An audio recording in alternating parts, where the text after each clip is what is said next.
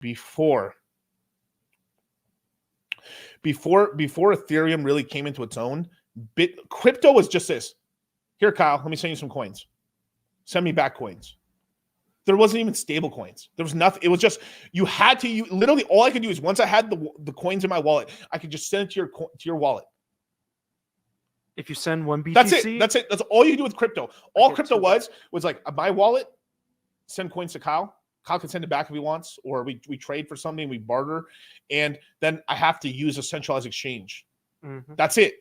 There's no DEXs, there's no Uniswaps, you can't do nothing, there's no on-chain stablecoins, there's no fucking Aves, there's nothing. Bare bones. Nothing. Zero.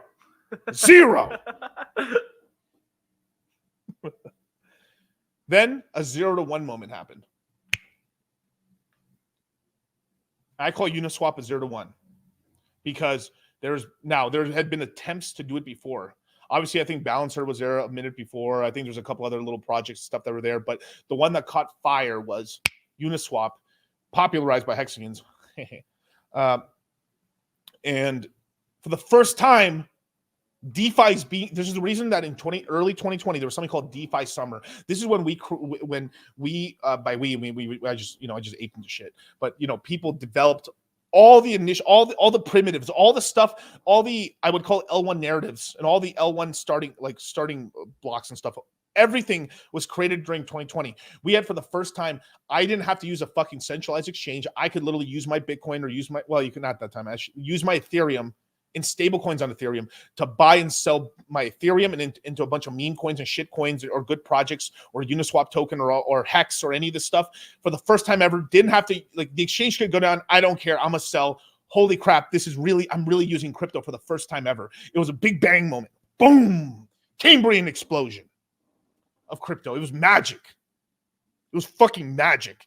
It was so cool, dude. I mean, that's why I'm such a dork with all this stuff, because I just love it. It was like I know what it was beforehand, but it was this is why like 21's always got the 21 cycle, which is 2019 to 2021, just to give you guys a little reference there, was this magical point in crypto, because this is when crypto really became crypto, when you could actually do a lot more with it, which is what's so beautiful about it. What happened, that 0 to 1 moment, is now we can create DEXs. We have liquidity pools. We don't have to, once you have money in crypto, you don't have to fuck with anything to centralize. If Coinbase goes down, let them go down. Celsius goes down, fuck them. XTF's who? As a matter of fact, no, not fucking fine. Don't do it. Never mind. Then from there, we had the creation of Aave, which is basically now I don't have to borrow money from the bank. I can use because before, right? You try, unless you were an extremely rich individual and the bank was like, oh my God, we're taking risk here. I can now take either my Bitcoin or my Ethereum, and then or one of the stable coins or one of the other coins that they accepted on their list, and I could actually take my coin, deposit it, and borrow on my own money. Now, it was a much less degenerate version of borrowing, which is asset-backed borrowing. But I was now able to borrow on-chain without government telling me yes or no, without anyone saying no credit check, doesn't care if you're black, white, Hispanic, Indian, doesn't matter. Your credit score is 0. Doesn't matter. No papers, no problems. No credit. No discrimination. You got cash, you got ass. There you go. Purple. No credit, ghost credit. XRP is also my favorite stablecoin. It is, yeah.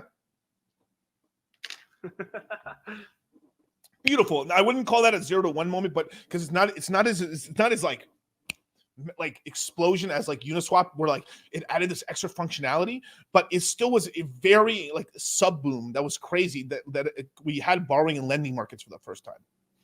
Then we had the creation of yield. So we had the creation of a different product called Synthetics, which basically was on-chain derivative markets. Very complex. It was a very technical product, but they basically created and led the march for yield farming. This was Kane Warwick, whose brother is Kieran Warwick, which is the founder of Illuvium. A lot of yield farming was created from Synthetics, and the guys who were the early guys on Synthetics created Curve and Convex, which was borrowing and which was basically created lending and incentive markets for stablecoins. And if I'm losing you, crypto mindset. But this allowed, because before Curve and Convex and some of these other balancer pools and some of these other pools and stuff for extra liquidity and incentives for stablecoins depegged all the time. So you would have a USDC, a Tether, you would have DAI, and they would go to like 91 cents. And you're like, oh my God. And they would go back to $1. Like, oh, thank God, fuck. Oh my God, they go back to 50 cents. And it goes back to $1. Holy shit. And these pools ended up creating systems and games on top of games in order to incentivize money to stay there and yield farm and make the pockets of liquidity so deep that your bullshit sell ain't going to fuck up the dollar price on that stablecoin. Luna was a whole different thing, which we warned people about. That spiral. Fundamentals. So there's that.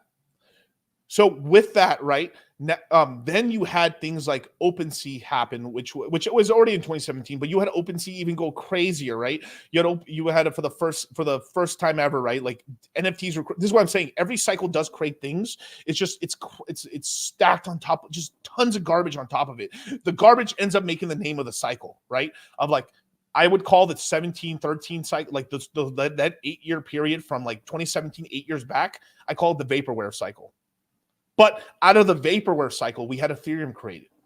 And we had a lot of the earliest ideas, because if you actually look at it, the only reason Ethereum is even a thing is because the Bitcoiners were such cunts and idiots that they, like, Vitalik worked at Bitcoin Magazine and wanted to actually put these things into place on Ethereum, on Bitcoin, and the Bitcoiners are like, no.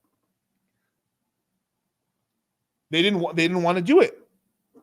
So because of that, he said, fuck y'all, I'm making my own shit. And he decided to launch his own sort of thing. So and a lot of the money. So not to say that he was involved in a bunch of making shit coins and stuff like that, but people who made a bunch of money on shit coins, speculative projects, put money into Ethereum and got very rich off of it.